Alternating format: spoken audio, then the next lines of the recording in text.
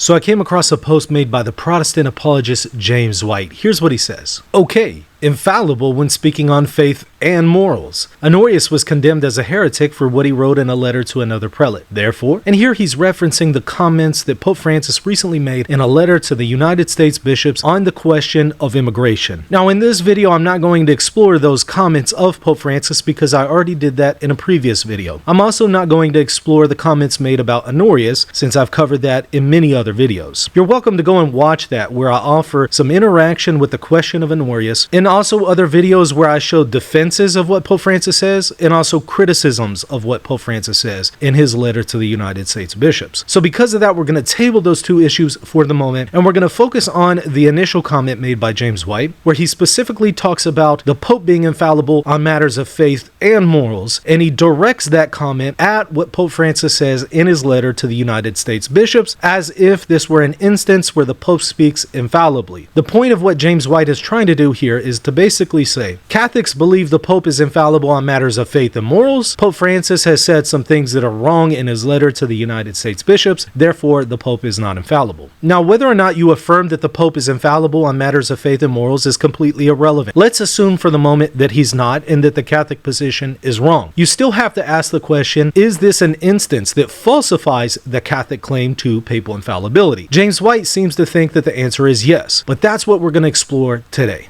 Okay, so Pastor Eternus is the document from the First Vatican Council that concerns the question of papal infallibility. It outlines the criteria that must be present in order to say that a doctrine has been taught infallibly by the Pope. So if you're going to attempt to falsify the Catholic claim to papal infallibility, you have to show that the Pope has taught an error when all of these conditions have been met. If these conditions have not been met and the Pope has taught an error, it would not impact the doctrine of papal infallibility. So let's take a look at what Vatican I says. We teach and define as a divinely revealed dogma that when the Pope speaks ex cathedra, that is, when in the exercise of his office as shepherd and teacher of all Christians, in virtue of his supreme apostolic authority, he defines a doctrine concerning faith or morals to be held by the whole Church, he possesses by the divine assistance promised to him in Blessed Peter that infallibility which the divine Redeemer willed his Church to enjoy in defining doctrine concerning faith or morals. Therefore, such definitions of the Pope are of themselves and not by the consent of the Church irreformable. So notice there's three main criteria that must be met here in order to say that a Pope has taught something infallibly. Number one, he has to teach in the exercise of his office as shepherd and teacher of all Christians. So he's not merely teaching as a local bishop of Rome to a small group of people in his diocese. He rather has to teach as the shepherd and teacher of all Christians in his capacity as the universal shepherd. That's number one. Then he has to define a doctrine. This is very technical language on part of the Church, and basically there's a really important distinction at play here. There are two kinds of teaching acts on part of the Pope. There are defining acts and non-defining acts. Both of these can be labeled as specific acts within a broad category of teaching. Defining acts are when a Pope defines a doctrine so solemnly that it can never be reversed. It is closing a matter that was previously under dispute. He defines it, he shuts the door on it, it has now been taught solemnly. There are also non-defining acts, and within this category, there could be a teaching that is taught with a lesser weight that might be, in theory, technically, reformable doctrine. So defining acts pertain to doctrines that are going to be taught so solemnly that they can never be reversed, whereas non-defining acts, in some cases, could be taught with a lesser weight where the doctrine might be reformable in nature.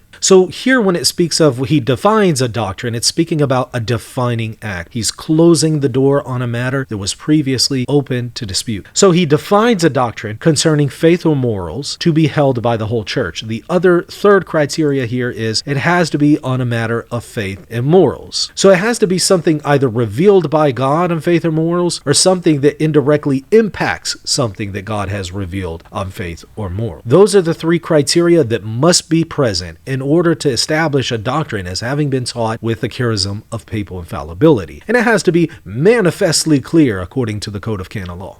So let's consider the letter that Pope Francis wrote to the United States bishops. Does it possess all three criteria to establish papal infallibility? Well, let's go ahead and grant that it's on a matter of faith and morals. Let's also grant that he's speaking as the universal shepherd, the pastor of all Christians. Let's say 2 out of 3 criteria so far have been met. What about the third? Did he define the doctrine? Was there a defining act here, or was he teaching in a non-defining act? Well, in order to say that he is teaching with a defining act, again, it has to be manifestly clear. There has to be some kind of indicator that he intended to define the matter and not merely teach with a non-defining act. Usually popes these days use apostolic constitutions if they want to define a doctrine on matters of faith and morals. Obviously, this is not an apostolic constitution. It is a letter to the United States bishops. Not only that, but there are no other indicators of solemn language where the Pope is attempting to define a matter of faith and morals. There's no language of we declare, we define, we decree. There's no apparent use of solemn language. So the document is not the usual setting for a defining act, and he doesn't use any indicators to suggest that he employed a defining act. So even if the Pope taught something here that's erroneous, and even if papal infallibility is not true, James White has not pointed to an instance that would falsify the Catholic claim to papal infallibility. So effectively, he just took a cheap shot at the Catholic Church, employed the use of a straw man, and the only people that will really be sympathetic to what he said are people who already disagree with the Catholic Church. But others who are open-minded and are trying to determine if the Catholic claim to papal infallibility is false. This really wouldn't be an indicator that the Catholic claims are false because it doesn't sufficiently demonstrate the falsity of the Catholic claims.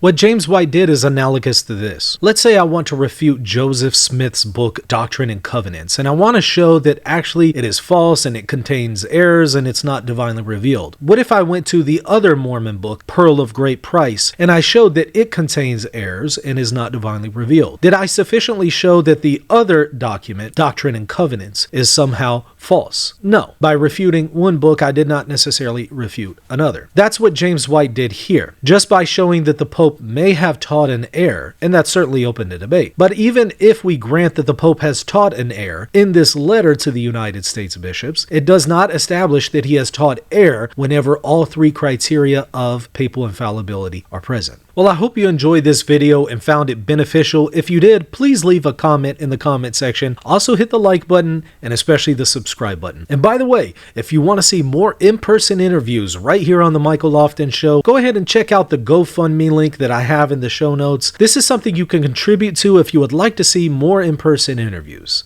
I'll see you later. God bless. Are you seeking clarity in the midst of confusion about Eastern Orthodoxy and Catholicism? In my book, Answering Orthodoxy, I offer a biblical and historical response to the most common objections that Eastern Orthodox offer against the Catholic Church. This book is for anyone searching for the truth, whether you're Catholic, Orthodox, or simply trying to make sense of the differences between Catholics and Orthodox. Order your copy today and discover the rational, biblical, and historical basis for the Catholic Church. Visit Amazon to order your copy today. Hey, thank you so much for watching. I hope you enjoyed the content. Don't forget to hit the subscribe button, the like button, and if you want to support the channel, visit patreon.com/Reason and Theology.